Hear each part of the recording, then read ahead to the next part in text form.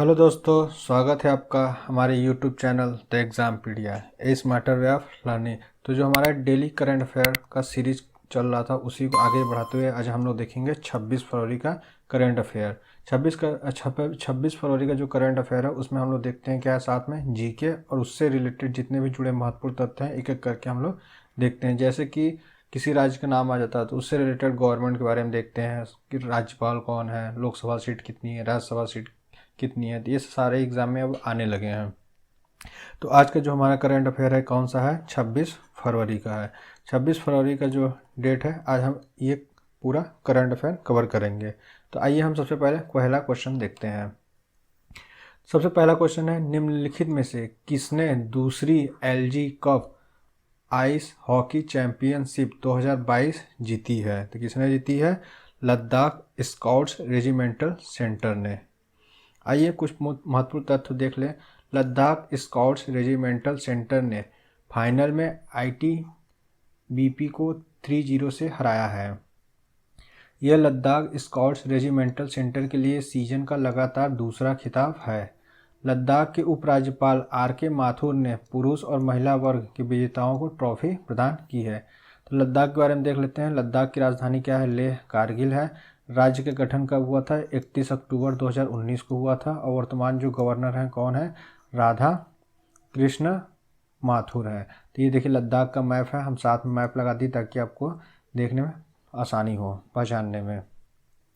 चलिए अगले क्वेश्चन की तरफ चलते हैं। अगला क्वेश्चन देखते हैं। हाल ही में केंद्र सरकार ने अपर भद्रा परियोजना को राष्ट्रीय परियोजना घोषित किया है। यह किस राज्य में स्थित है? तो किस राज्य में स्थित है? कर्नाटक राज्य में स्थित है। केंद्र सरकार द्वारा गठित एक उच्चाधिकारी समिति ने अपर भद्रा परियोजना को राष्ट्रीय परियोजना घोषित करने के प्रस्ताव को मंजूरी दे दी है।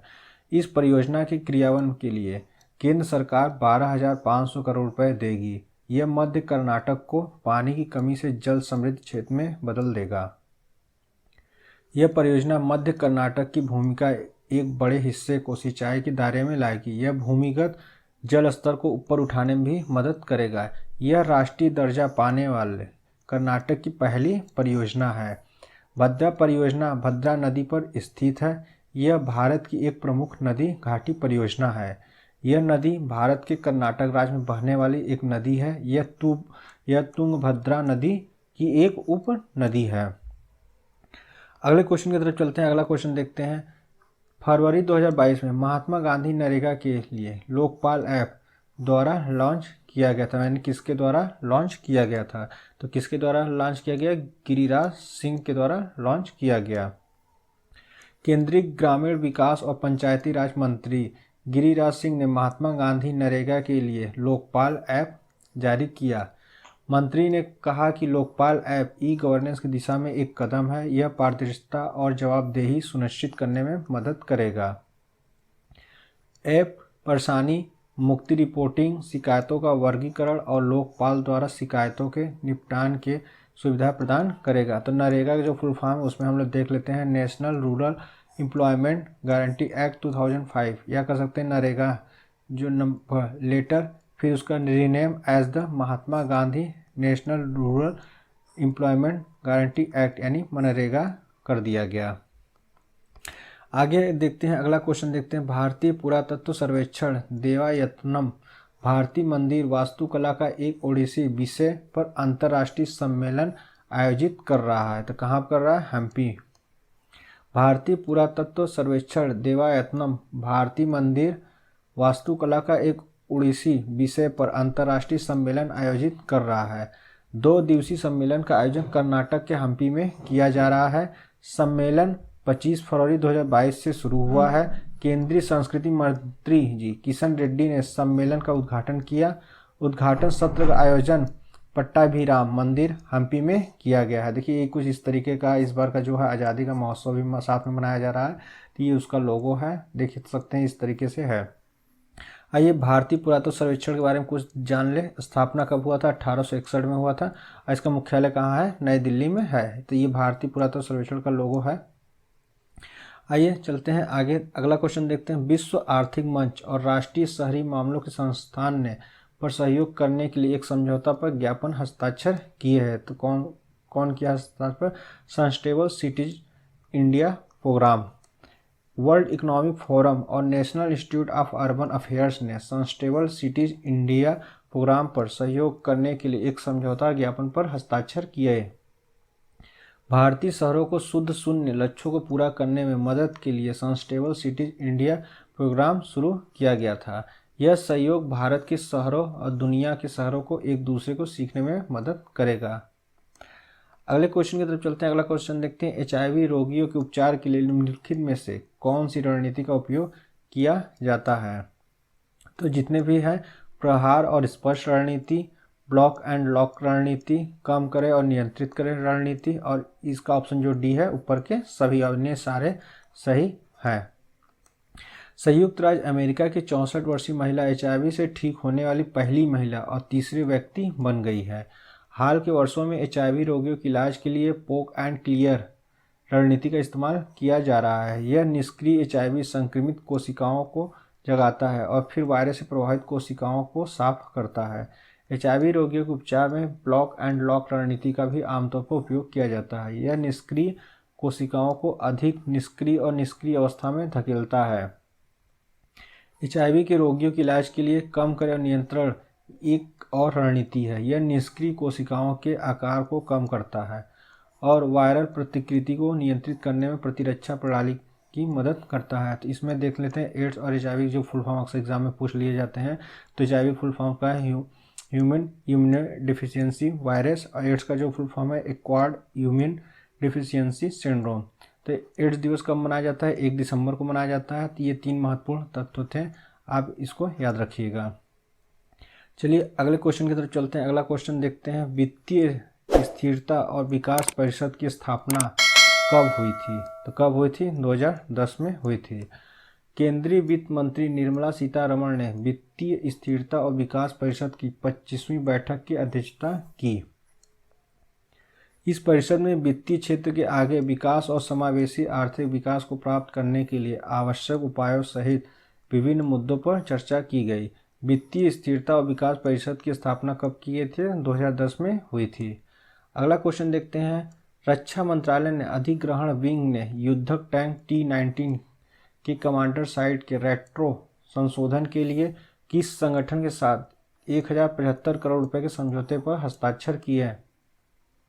तो किसके समझौते किए हैं? भारत इलेक्ट्रॉनिक्स लिमिटेड के साथ समझौता किया है। युद्धक टैंक T-90 के कमांडर दृष्टि के रेट्रो मॉडिफिकेशन के लिए रक्षा मंत्रालय के अधिग्रहण विंग ने भारत इलेक्ट्रॉनिक्स लिमिटेड के साथ 1075 करोड़ रुपए के समझौते पर हस्ताक्षर किए हैं। समझौते के तहत भारतीय सेना के 957 T-90 टैंकों को रेट्रो मॉडिफाइड किया जाएगा। कमांडर दृष्टि एक टैंक पर एक ऑप्टिकल अवलोकन उपकरण है। भारत इलेक्ट्रॉनिक लिमिटेड की स्थापना कब हुई थी? तो 1954 में हुई थी। तो इसका जो मुख्यालय कहाँ पे है? बेंगलोर में है। अगला क्वेश्चन देखते हैं, मूडीज ने वित्त वर्ष 2013 में भारत की विकास दर कितना होने का अनुमान लगाया है?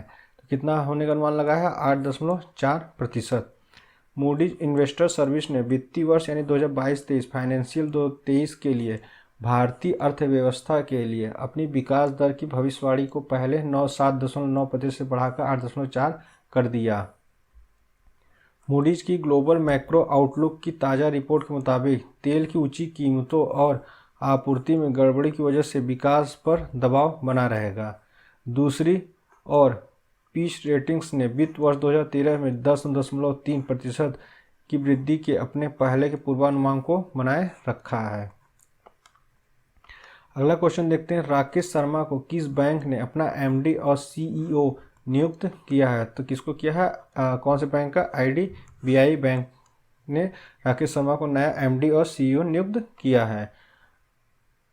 उन्हें 3 साल के कार्यकाल के लिए नियुक्त किया जाएगा। बैंक के MD और CEO के रूप में शर्मा की पुनर्नियुक्ति को भारतीय रिजर्व बैंक की मंजूरी भी मिल गई है। अगला क्वेश्चन देखते हैं, कौन सा राज्य 26 मार्च से शुरू होने वाली दूसरी दक्षिण एशियाई एथलेटिक महासंघ क्रॉस कंट्री चैंपियनशिप और 56वीं राष्ट्रीय क्रॉस कंट्री एथलेटिक्स चैंपियनशिप की मेजबानी करेगा? तो कौन करेगा? नागालैंड करेगा। नागालैंड राज्य जो है वो करेगा। नागालैंड कोहिमा में 26 मार्च से शुरू होने वाली दूसरी दक्षिण एशियाई एथलेटिक महासंघ क्रॉस कंट्री चैंपियनशिप और 56वीं राष्ट्रीय क्रॉस कंट्री एथलेटिक्स चैंपियनशिप की मेजबानी करेगा। कोहिमा के इंदिरा गांधी स्टेडियम में शुरू होने वाले इस कार्यक्रम में रेलवे सहित देश के संबद्ध राज्यों केंद्र शासित प्रदेशों के प्रतिभागियों के भाग लेने की उम्मीद है। साफ के सभी देशों ने अपनी भागीदारी की पुष्टि की है। देखिए तो कहाँ पे है नागालैंड, देखिए यहाँ पे भारत के इस छोर पे कहाँ है, सेवन सिस्टर में, तो यहाँ पे आप देख सकते हैं ये है। तो नागालैंड के बारे में कुछ हम लोग जान लेते हैं। स्थापना कब हुई थी? 1 दिसंबर 1963 को हुई थी। राजधानी क्या है? कोहिमा है। राज्यपाल कौन है? जगदीश मुखी हैं। और मुख्यमंत्री कौन है? तो नेफ्यू रियू हैं। और उप मुख्यमंत्री यान थुंगो पैटर्न है। विधायिका में कितनी सीट है? 60 सीट है। और जो संसदीय निर्वाचन क्षेत्र में है, राज्यसभा की 1 सीट और लोकसभा की भी 1 सीट है। तो आइए अब हम रिवीजन पॉइंट देखते हैं, ताकि आपको एग्जाम टाइम में बस ये पेज देख के आपको जाना है। तो सबसे पहले आइए देखते हैं, अगर 64 वर्षीय अमेरिकी महिला HIV से ठीक होने वाली पहली महिला बनी। वित्तीय स्थिरता और विकास परिषद की 25वीं बैठक कहाँ हुई थी? तो मुंबई में संपन्न हुई है।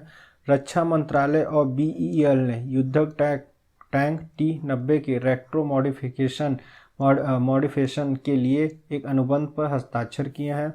मूडीज ने वित्त वर्ष 2023 में भारत की विकास दर 8.4% रहने का अनुमान लगाया है। IDBI बैंक ने राकेश शर्मा को फिर से अपना MD और CEO नियुक्त किया है। SAAF और 56वीं नेशनल क्रॉस कंट्री चैंपियनशिप 26 मार्च से शुरू होगी। तो कहाँ पर होगी? नागालैंड में होगी।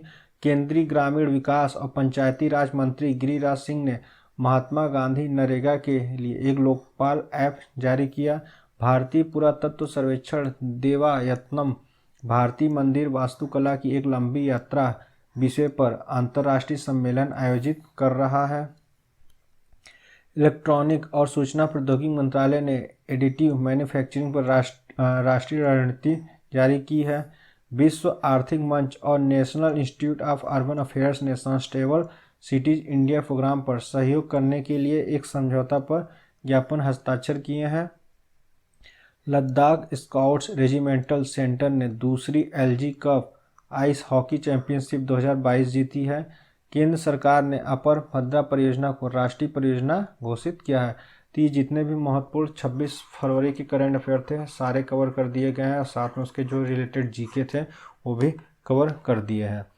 तो उम्मीद करते हैं आपको ये वीडियो पसंद आए। हाँ, यदि आपको इस वीडियो का PDF चाहिए तो आप हमारे टेलीग्राम चैनल पर जुड़ सकते हैं। टेलीग्राम चैनल का लिंक हमारे डिस्क्रिप्शन बॉक्स में दिया गया है, आप वहाँ से जाके जुड़ सकते हैं। यदि आपको हमारा वीडियो पसंद आए तो शेयर करें, सब्सक्राइब करें, लाइक करें। धन्यवाद।